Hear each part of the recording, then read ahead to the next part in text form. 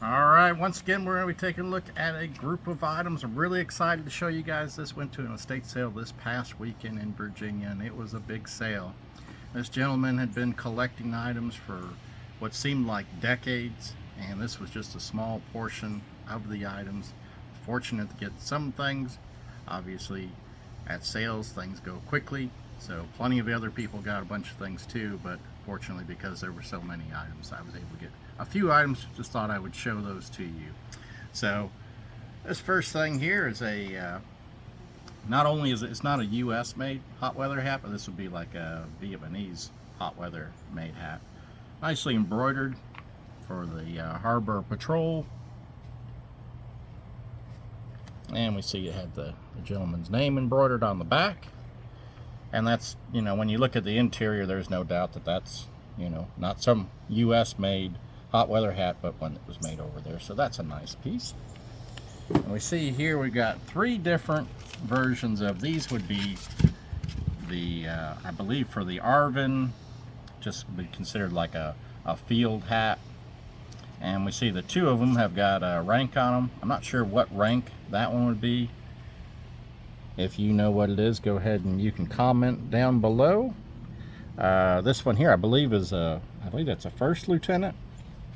And usually you'll find what would be the quartermaster stamp, so they're not real easy to see on some of them, but I think all three of them are from like 72 or 73. And this next piece here, I thought this was an interesting one. You know, it's a jungle shirt, got the gentleman's name on there, and we see he's got, rather than branch, you know, Army, Navy, so forth, got CBS News. And on both arms we've got these kind of crudely made. This one says CBS News. This one also says CBS News, but it also has the CBS kind of iconic logo there. And I'd seen a photo in Vietnam, a gentleman who was a cameraman wearing a jungle shirt that had the same, where the branch would usually go, having where it would say CBS News. So I thought that was an interesting piece, certainly something unique. This next one here, tiger stripe. Doesn't look like it's ever been worn. This next one here, this would be the South Vietnamese, the BDQ, the Rangers. And once again, you can, just like with the hats, I mean, you can barely make out the quartermaster stamp. Looks like 1970. Usually you'll see like two numbers and then two numbers below. I think the top two numbers would be like a month, bottom two numbers would be the year. So you can just barely make out a 7, and it looks like a 0. So 1970 on that one there. See these tiger stripe pants, these kind of match the shirt I just shown a minute ago. Again, those ones don't look like they've been worn. Got just kind of a regular jungle shirt. Got, I believe this would be the, you know, the French lizard pattern camo. Kind of a smock for that. Got another jungle shirt. This would have been Air Force. A pair of pants in that lizard pattern. This one here, this was an interesting one, and as I said, there were a lot of people at the sale grabbing up stuff, and after everybody had gone through and grabbed everything up, somebody put this back, and I looked at it and I said, well, it looks like some kind of smock. I wasn't really sure, you know, what type of smock it was. It didn't look like it had ever been worn. And let me see if I can find the tag here. Yeah, so it's a 1940. I don't know if you can really even make out that last digit there, but it does say 1942 there. A drab smock. And looked online, and there was a military store over in Europe that had one of these, and they were wanting what would be the equivalent of about $625 for that. Obviously it hadn't sold, so I'm not saying it's worth $625, but it just gives you an idea what some people were asking for something like this. and that this was an item that somebody at the sale just put back. So you never know. A pair of gold tiger stripe pants. Everybody loves gold tiger stripe. And this one here, you would look at it right off and may say like, oh, that just looks like a regular khaki, shirt for U.S. military. But once again, we see this one's got a pretty clear ARVN quartermaster stamp of it looks like 68. So you see like a 02, so it'd be February 1968. So that makes it a little more unique, I think. This one here is what would be Republic of Korea, South Koreans. This was, we see the patch there, it's kind of beat up on the shoulder, and that was a unit that was, I think, only active in Vietnam. So we know that this one here would have been worn by South Vietnamese soldier who was stationed in Vietnam. This one here we see would be classified as the invisible ERDL. And one of the distinctive features on, just like the BDQ shirt showed earlier, these reinforced shoulders, when you see that, you can tell like right away, oh, that's a South Vietnamese piece usually. Unfortunately, that looks like the name had been removed, but it still has an in-country made U.S. Army tape. And I'm sure somewhere in here you would be able to find, it's just not really readable, the stamp for the quartermaster, but no doubt that it's a real piece. Now this one here, this was another piece that somebody put back. And this one here, the most interesting thing is the name on it. Not a real common name, Dring. And if you look online and you look for, somebody that would have been special forces, would have been in Vietnam with that last name, there's really only one, and that's Larry Dring, who you may be familiar if you collect a lot of military items or things like that. There was a 3-part story in Soldier of Fortune magazine back in the early 80s about him. He did, I think, 5 tours in Vietnam, was awarded I think 5 Purple Hearts, 4 Bronze Stars, 2 Silver Stars, 2 Soldier Medals. He was Mike Force, 5th Special Forces Group, I think 1st Special Forces Group. So very interesting to find a uniform of his. This one here, it would be a North Vietnamese Army shirt. And these are the pants that would go with that. This one here, everything's been stripped off of it, and it was somebody that was in the Air Force, but I'm not sure if it's just a shirt that was made over in Southeast Asia. I mean, it's a ripstop material, but just looking at the buttons, it's kind of a little unique looking.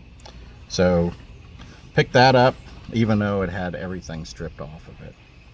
Anyway, take a look at some of these other items we've got here. This here is a Tellermine, a German Tellermine. Now this one here was actually made by the U.S. during World War II to help U.S. military personnel to be able to look at for taking, if they found a German landmine, how could they deactivate it. So of course it says dummy on the bottom. I believe it would have, this is where they would have had the, I guess a pressure plate, or I think they had one on the bottom, and I believe there would be one on the side. So those would be the 2, I guess, you would have to deactivate.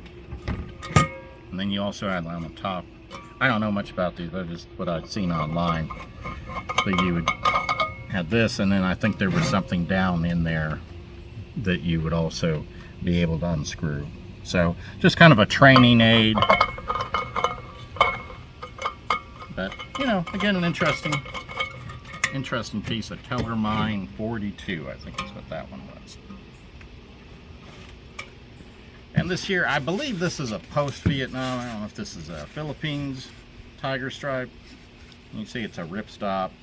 Anytime you're seeing anything that is kind of like a tiger stripe pattern, ripstop, It's I think there was very little, like right at the very end there might have been some ripstop tiger stripe, but like 99.9% if you see ripstop and it's any kind of tiger stripe pattern, it's going to be something that's going to be post Vietnam. And see what else we've got here. We've got a tiger stripe beret.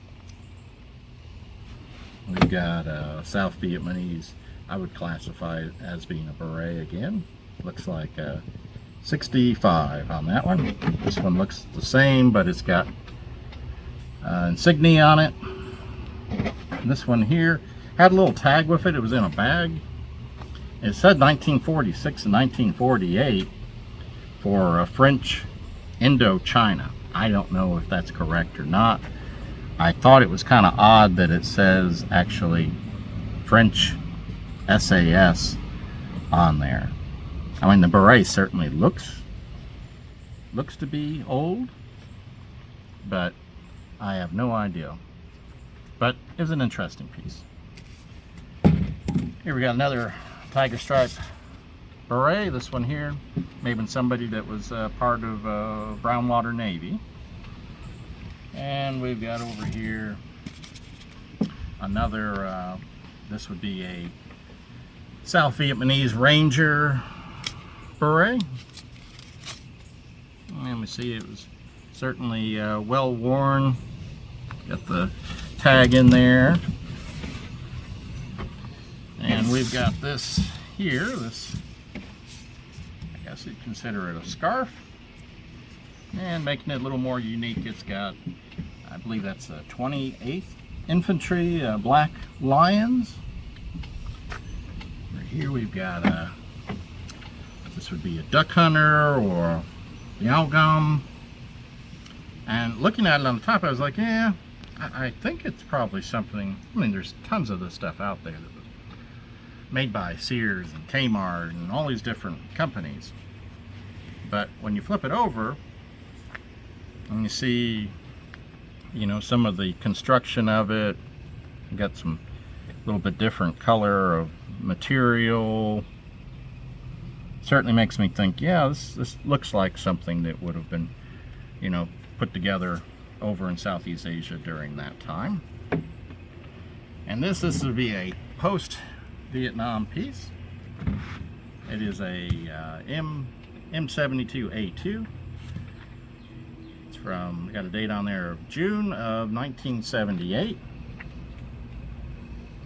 But there is a quite a market for these.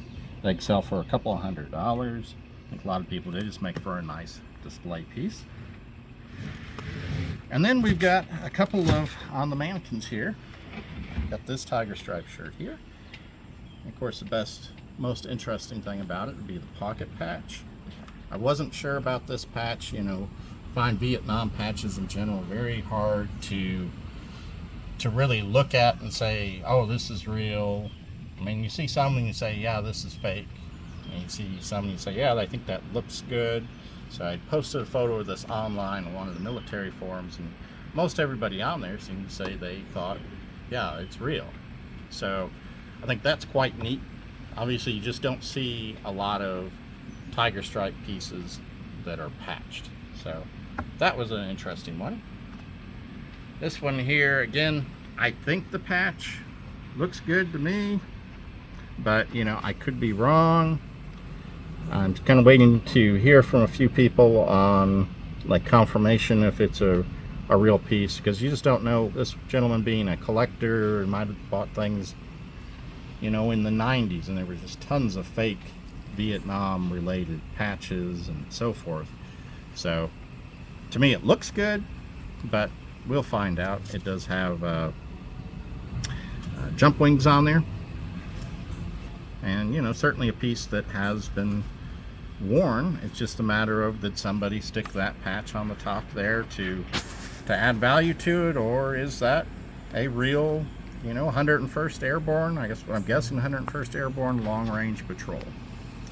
So we shall see on that piece. And this last one here, a jungle shirt that unfortunately I really wish the name was still on there, because when you look at the shoulder, again, I think it's a a real scroll for 39th Platoon of the Scout Dogs for the 173rd Airborne. And if you look online, there's a website for that platoon showing a lot of the photos of the dogs and the different guys that were in the unit. And what's interesting, it doesn't seem like either the list that's online is just a partial list, or there just weren't that many in that platoon, because apparently it was active in World War II and then sometime in the 50s and then during Vietnam, and they only had a list of like 160 some soldiers on there. So if I just had a last name, I could probably figure out exactly who it belonged to, but unfortunately, as is the case sometimes, these uniforms get stripped out. Seems like the name is the first thing to go, and then you'll see some of them, like that shirt I was looking at earlier, where everything, even the rank, has been removed off of it. So that's always unfortunate from a collecting standpoint, but what can you do? Just got to be happy with what you can find in the condition that you find it in. As always, I appreciate you watching the video. If you see something in this video that you would like to purchase, many of these items will be up for sale. I will put a link down below for you contacting through like Instagram. Some items may end up on eBay, but if you see something in this video that you'd like to purchase, send me a message on Instagram. It may be for sale. As I said, always, thanks for watching, and I'll see you guys on the next video. Thanks.